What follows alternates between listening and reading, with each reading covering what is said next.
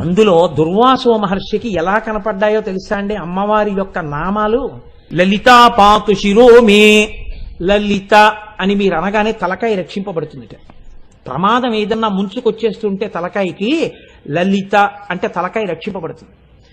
లలాటమంబాచ మధుమతి రూప. నుదురు ఏదైనా ప్రమాదానికి గురి కావలసి ఉంటే మధుమతి అన్న మాటతో అమ్మవారిని అంబా మధుమతి అంటే లలాటము రక్షింపబడుతుంది. భ్రూయుగ్మంచ భవానీ పుష్పశరాపాతు లోచన ద్వంద్వం. కళ్ళు రెండు రక్షింపబడాలంటే కళ్ళకి ప్రమాదం జరగకూడదనుకుంటే ప్రతిరోజు ఏమో ఏ రోజున ఏ ప్రమాదం వస్తుందో ఎవరికి తెలుసు. పుష్పశరా అన్న పేరు ఒక్కసారి పలికితే రెండు కళ్ళు రక్షింపబడతాయి. పాయాన్నాసాం బాలా.